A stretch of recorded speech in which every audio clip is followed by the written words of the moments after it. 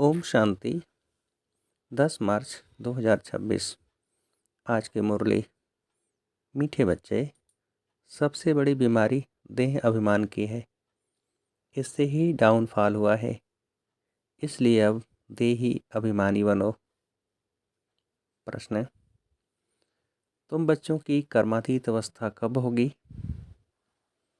उत्तर: जब योग बल से कर्म भोग पर विजय प्राप्त करेंगे, पूरा देही अभिमानी बनेंगे। यह देह अभिमान का ही रोग सबसे बड़ा है। इससे दुनिया पतित हुई है। देही अभिमानी बनो तो वह खुशी व नशा रहे, चलन भी सुधरे। गीत: रात के राही थक मत जाना। ओम शांति। राही का अर्थ तो बच्चों ने सुना और तो कोई समझा नहीं सकते, सिवाय तो ब्रह्मा मुख वंशावली ब्राह्मणों के। तुम जो देवी देवता थे तो मनुष्य, परंतु तुम्हारी सीरत बहुत अच्छी थी। तुम सर्वगुण संपन्न, 16 कला संपूर्ण थे। तुम विश्व के मालिक थे। हीरे जैसे से कौड़े जैसा कैसे बने, यह कोई मनुष्य नहीं जानते हैं। तुमने भी नंबरवार पुरुषार्थ अनुसार पलटा खाया है, यानी परिवर्तन हुए हैं। अभी तुम देवता बने नहीं हो, रिजोनेट हो रहे हो। कोई थोड़ा बदले हैं, कोई के 5%, कोई के 10% सीरत बदलती जाती है। दुनिया को यह पता नहीं कि भारत ही हेवन था। कहते भी हैं क्राइस्ट से 3000 वर्ष पहले भारत में देवी देवता थे। उनमें ऐसे गुण थे जो उन्हों को भगवान भगवती कहते थे। अभी तो वह गुण है नहीं। मनुष्य की समझ भी नहीं आता। भारत जो इतना साहूकार था, उनका फिर डाउनफॉल कैसे हुआ, वह भी बाप ही बैठ समझाते हैं। तुम भी समझा सकते हो जिनकी सूरत सुधरी है। बाप कहते हैं बच्चे, तुम देवी देवता थे तो आत्माभिमानी थे। फिर जब रावण राज शुरू हुआ तो देह अभिमानी बन पड़े हो। यह देह अभिमान की सबसे बड़ी बीमारी तुमको लग पड़ी है। सतयुग में तुम आत्माभिमानी थे, बहुत सुखी थे। किसने तुमको ऐसा बनाया, यह कोई भी नहीं जानते। बाप बैठ समझाते हैं तुम्हारा डाउनफॉल क्यों हुआ। अपने धर्म को भूल गए हो। भारत वर्थ नाटे पेनी बन गया। उनका मूल कारण क्या है? देह अभिमान। ये भी ड्रामा बना हुआ है। मनुष्य यह नहीं जानते कि भारत इतना साहूकार था, फिर गरीब कैसे बना। हम आदि सनातन देवी देवता धर्म के थे, फिर हम कैसे धर्म भ्रष्ट कर्म भ्रष्ट बने। बाप समझाते हैं रावण राज्य होने से तुम देह अभिमानी बने तो तुम्हारा यह हाल होने लगा। सीढ़ी भी दिखाई है कैसे डाउनफॉल हुआ। वर्थ नाटे पेनी का भी मुख्य कारण देह अभिमान है। यह भी बाप बैठ समझाते हैं। शास्त्रों में कल्प की आयु लाखों वर्ष लगा दी है। आजकल समझदार हैं क्रिश्चियन लोग। वह भी कहते हैं क्राइस्ट से 3000 वर्ष पहले पैराडाइज था। भारतवासी यह समझ नहीं सकते कि प्राचीन भारत ही था जिसको स्वर्ग हेवन कहा जाता है। आजकल तो भारत की फुल हिस्ट्री ज्योग्राफी को जानते ही नहीं है। थोड़े बच्चों में थोड़ा ज्ञान है तो देह अभिमान आ जाता है। समझते हैं हमारे जैसा कोई है नहीं।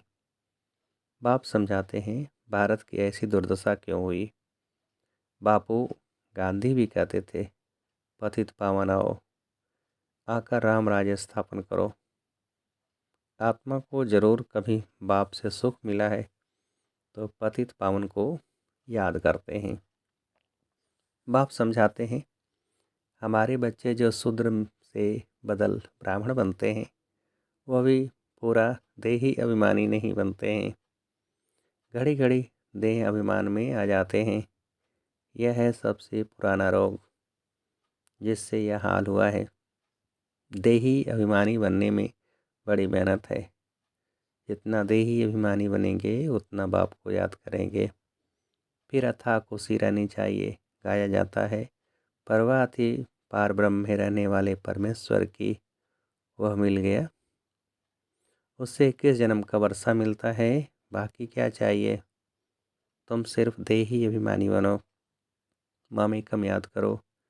भल गृहस्थ व्यवहार में रहो। सारी दुनिया देह अभिमान में है। भारत जो इतना ऊंच था उसका डाउनफॉल हुआ है। हिस्ट्री ज्योग्राफी क्या है यह कोई बता न सके। यह बातें कोई भी शास्त्रों में नहीं है। देवताएं आत्माभिमानी थे, जानते थे एक देह को छोड़ दूसरी लेनी है। परमात्मा अभिमानी नहीं थे। तुम जितना बाप को याद करेंगे, देही अभिमानी रहेंगे, उतना बहुत बहुत मीठा बनेंगे। देह अभिमान में आने से ही लड़ना झगड़ना बंदरपना आ जाता है। यह बाप समझाते हैं। यह बाबा भी समझ रहे हैं। बच्चे देह अभिमान में आकर शिव बाबा को भूल जाते हैं। अच्छे अच्छे बच्चे देह अभिमान में रहते हैं, देही अभिमानी बनते ही नहीं हैं। तुम कोई को भी यह बेहद की हिस्ट्री ज्योग्राफी समझा सकते हो। बरोबर सूर्यवंशी चंद्रवंशी राजधानी थी। ड्रामा का किसको भी पता नहीं है। भारत जो इतना गिरा, डाउनफॉल की जड़ है देह अभिमान। बच्चों में भी देह अभिमान आ जाता है। यह नहीं समझते कि हमको डायरेक्शन कौन देते हैं। हमेशा समझो शिव बाबा कहते हैं। शिव बाबा को याद न करने से ही देह अभिमान में आ जाते हैं। सारी दुनिया देह अभिमानी बन गई है। तब बाप कहते हैं, मामेकम याद करो। अपने को आत्मा समझो। आत्मा इस देह द्वारा सुनती है, पाठ बजाती है। बाप कितना अच्छी रीति समझाते हैं। बल भाषण तो बहुत अच्छा कर लेते हैं, पर चलन भी तो अच्छी चाहिए ना। देह अभिमान होने कारण फेल हो जाते हैं। वह खुशी नशा नहीं रहता है। फिर बड़े विकर्म भी उनसे होते हैं, जिस कारण बड़े दंड के भागी बन पड़ते हैं। देह अभिमानी बनने से बहुत नुकसान पाते हैं, बहुत सज़ा खानी पड़ती है। बाप कहते हैं, यह गॉडली वर्ल्ड सर्वेंट है ना। मुझ गॉड की गवर्नमेंट का राइट हैंड है धर्मराज। तुम अच्छे कर्म करते हो तो उनका फल अच्छा मिलता है, बुरे कर्म करते हो तो उनकी सज़ा खाते हो। सब गर्भ जेल में भी सज़ाएं खाते हैं। उस पर भी एक कहानी है। यह सब बातें इस समय की हैं। महिमा एक बाप की है, दूसरे कोई की महिमा है नहीं। इसलिए लिखा जाता है त्रिमूर्ति शिव जयंती बर्थ डायमंड, बाकी सब हैं बर्थ कौड़ी। सिवाय शिव बाबा के पावन कोई बना न सके। पावन बनते हैं फिर रावण पतित बनाते हैं, जिस कारण सब देह अभिमानी बन पड़े हैं। अब तुम देही अभिमानी बनते हो।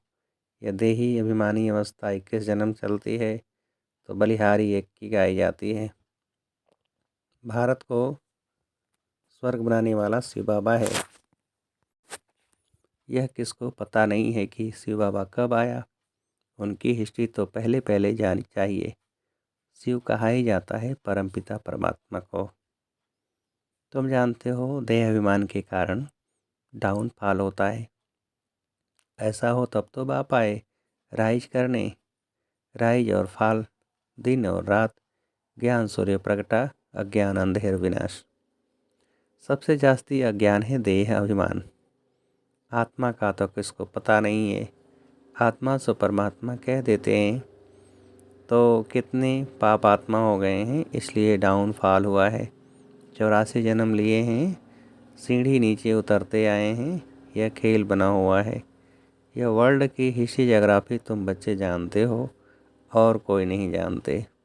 विश्व का डाउनफॉल कैसे हुआ वे तो समझते हैं कि साइंस से बहुत तरक्की हुई है। यह नहीं समझते कि दुनिया और ही पतित नरक बन गई है। देह अभिमान बहुत है। बाप कहते हैं, अभी तुमको देही अभिमानी बनना है। अच्छे अच्छे महारथी ढेर हैं, ज्ञान बड़ा अच्छा सुनाते हैं, परंतु देह अभिमान पूरा हटा नहीं है। देह अभिमान के कारण कोई में क्रोध का अंश, कोई में मोह का अंश, कुछ न कुछ है। सीरत सुधरनी चाहिए ना, बहुत बहुत मीठा बनना चाहिए। तब मिसाल देते हैं, शेर बकरी इकट्ठे जल पीते हैं। वहाँ कोई ऐसे दुख देने वाले जानवर भी होते नहीं।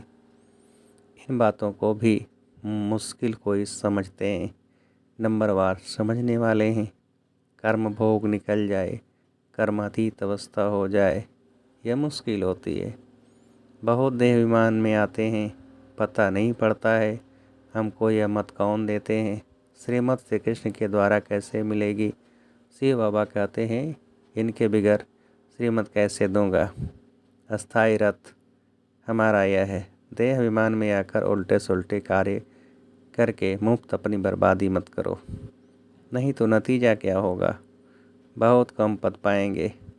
पढ़े के आगे अनपढ़े भारी ढोएंगे। बहुत कहते हैं भारत की हिस्ट्री ज्योग्राफी जो फूल होनी चाहिए सो नहीं है, तो उनको समझाना पड़े। तुम्हारे सिवाय तो कोई समझा न सके, परंतु देही अभिमानी स्थिति चाहिए, वही ऊंच पद पा सकते हैं। अभी तो कर्मातीत अवस्था किसकी हुई कि हुई नहीं है। इनके यानी बाबा के ऊपर तो बहुत झंझट है, कितनी फिक्रात रहती है। बल समझते हैं कि सब ड्रामा अनुसार होता है, फिर भी समझाने के लिए युक्तियाँ तो रचनी होती है ना। इसलिए बाबा कहते हैं तुम जास्ती देही अभिमानी बन सकते हो, तुम्हारे ऊपर कोई बोझा नहीं है। बाप पर तो बोझा है, हेड तो यह है ना, प्रजापिता ब्रह्मा। परंतु यह किसको पता नहीं है कि इनमें शिव बाबा बैठे हैं। तुम्हारे में भी कोई मुश्किल इस निश्चय में रहते हैं। यह वर्ल्ड की हिस्ट्री ज्योग्राफी जाननी चाहिए ना। भारत में स्वर्ग कब था, फिर कहाँ गया, कैसे डाउनफॉल हुआ, यह किसको पता नहीं है। जब तक तुम नहीं समझाओ तब तक कोई समझ न सके। इसलिए बाबा डायरेक्शन देते हैं। लिखा पढ़ी करो तो स्कूलों में वर्ल्ड की हिस्ट्री ज्योग्राफी बतानी चाहिए। डाउनफॉल पर भाषण करना चाहिए। भारत हीरे जैसा था, वह फिर कौड़ी जैसा कैसे बना, कितने वर्ष लगे, हम समझाते हैं। ऐसे पर्चे एरोप्लेन द्वारा गिरा सकते हैं। समझाने वाला बड़ा होशियार चाहिए। गवर्नमेंट चाहती है तो गवर्नमेंट का ही हाल विज्ञान भवन जो दिल्ली में है, वहाँ सबको बुलाना चाहिए। अखबार में भी डाला जाए, कार्ड भी सबको भेज दें। हम आपको सारे वर्ल्ड की हिस्ट्री ज्योग्राफी आदि से अंत तक समझाते हैं। आप ही आएंगे जाएंगे, पैसे की तो बात ही नहीं है। समझो हमको कोई मिला प्रेजेंट यानी भेंट करते हैं तो हम ले नहीं सकते। सर्विस करने के लिए काम मिलाएंगे, बाकी हम ले नहीं सकते। बाप कहते हैं मैं तुमसे दान लेकर क्या करूँगा जो फिर भर कर देना पड़े। मैं पक्का सर्राफ हूँ। अच्छा, मीठे मीठे सिकेल थे बच्चों प्रति माता पिता बाप दादा का याद प्यार और गुड मॉर्निंग। रूहानी बाप की रूहानी बच्चों को नमस्ते। हम रूहानी बच्चों की रूहानी बाप को नमस्ते। धारणा के लिए मुख्य सार। पहली पॉइंट, देह अभिमान में आकर कोई भी उल्टा सुल्टा कार्य नहीं करना है। देही अभिमानी बनने का पूरा पूरा पुरुषार्थ करना है। अपनी सीरत यानी चलन सुधारते रहना है। दूसरी पॉइंट, बहुत बहुत मीठा शीतल बनना है। अंदर में क्रोध मोह का जो भूत है उसे निकाल देना है। वरदान, रिकॉर्ड देने का रिकॉर्ड ठीक रख, खुशी का महादान करने वाले पुण्य आत्मा भव। विस्तार, वर्तमान समय चारों ओर रिकॉर्ड देने का रिकॉर्ड ठीक करने की आवश्यकता है। यही रिकॉर्ड फिर चारों ओर बजेगा। रिकॉर्ड देना और रिकॉर्ड लेना, छोटों को भी रिकॉर्ड दो, बड़ों को भी रिकॉर्ड दो।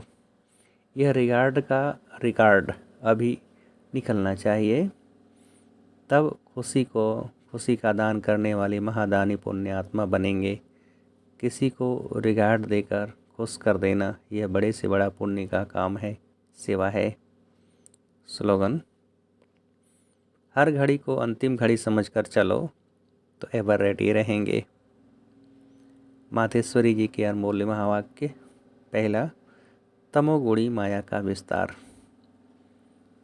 सतोगुणी, रजोगुणी, तमोगुणी, यह 3 शब्द कहते हैं। इसको यथार्थ समझना जरूरी है। मनुष्य समझते हैं यह तीनों गुण इकट्ठे चलते रहते हैं, परंतु विवेक क्या कहता है? क्या यह तीनों गुण इकट्ठे चले आते हैं व तीनों गुणों का पार्ट अलग अलग युग में होता है? विवेक तो ऐसे ही कहता है कि यह तीनों गुण इकट्ठे नहीं चलते। जब सतयुग है तो सतो गुण हैं, द्वापर है तो रजोगुण है और कलयुग है तो तमोगुण हैं। जब सतो है तो तमो रजो नहीं है, जब रजो है तो फिर सतोगुण नहीं है। यह मनुष्य तो ऐसे ही समझ कर बैठे हैं कि यह तीनों गुण इकट्ठे चलते आते हैं। यह बात कहना सरासर भूल है। वो समझते हैं जब मनुष्य सच बोलते हैं, पाप कर्म नहीं करते हैं, तो वो सतोगुणी होते हैं। परंतु विवेक कहता है जब हम कहते हैं सतोगुण, तो इस सतोगुण का मतलब है संपूर्ण सुख, गोया सारी सृष्टि सतोगुणी है। बाकी ऐसे नहीं कहेंगे कि जो सच बोलता है वो सतोगुणी है और जो झूठ बोलता है वो कलयुगी तमोगुणी है। ऐसे ही दुनिया चलती आती है। अब जब हम सतयुग कहते हैं तो इसका मतलब है सारी सृष्टि पर सतोगुण सतो प्रधान चाहिए। हाँ, कोई समय ऐसा सतयुग था जहाँ सारा संसार सतोगुणी था। अब वो सतयुग नहीं है, अभी तो है कलयुग। कलयुगी दुनिया गोया सारी सृष्टि पर तमो प्रधानता का राज्य है। इस तमोगुणी समय पर फिर सतोगुण कहाँ से आया? यह है घोर अंधियारा, जिसको ब्रह्मा की रात कहते हैं। ब्रह्मा का दिन है सतयुग और ब्रह्मा की रात है कलयुग, तो हम दोनों को मिला नहीं सकते। दूसरा, कलयुगी असार संसार से सतयुगी सार वाली दुनिया में ले चलना एक परमात्मा का ही काम है। इस कलयुगी संसार को असार संसार क्यों कहते हैं? क्योंकि इस दुनिया में कोई सार नहीं है। माना कोई भी वस्तु में वो ताकत नहीं रही, अर्थात सुख शांति पवित्रता नहीं है जो इस सृष्टि पर कोई समय सुख शांति पवित्रता थी। अब वो ताकत नहीं है क्योंकि इस सृष्टि में 5 भूतों की प्रवेशता है। इसलिए ही इस सृष्टि को भय का सागर अथवा कर्म बंधन का सागर कहते हैं। इसलिए ही मनुष्य दुखी हो परमात्मा को पुकार रहे हैं, परमात्मा हमको भव सागर से पार करो। इससे सिद्ध है कि जरूर कोई अभय अर्थात निर्भयता का संसार भी है जिसमें चलना चाहते हैं। इसलिए इस संसार को पाप सागर कहते हैं। जिससे पार कर पुण्य आत्मा वाली दुनिया में चलना चाहते हैं। तो दुनियाएं 2 हैं, एक सतयुगी सार वाली दुनिया, दूसरी है कलयुगी असार की दुनिया। दोनों दुनियाएं सृष्टि पर होती हैं। अभी परमात्मा व सार वाली दुनिया स्थापन कर रहे हैं। अच्छा, ओम शांति। ये अव्यक्त सारे निश्चय के फाउंडेशन को मजबूत कर सदा निर्भय और निश्चिंत रहो। जैसे ज्ञान की सब्जेक्ट है, वैसे सेवा की भी सब्जेक्ट है। जो इसमें फेथफुल निश्चय बुद्धि हैं, वही नंबर आगे जा सकता है। सुबह से रात तक अपना फिक्स प्रोग्राम डेली डायरी बनाओ, क्योंकि जिम्मेवार आत्माएं हो, रिवाजी आत्माएं नहीं। विश्व कल्याणकारी आत्माएं हो तो जो जितना बड़ा आदमी होता है उसकी दिनचर्या सेट होती है। अच्छा, ओम शांति।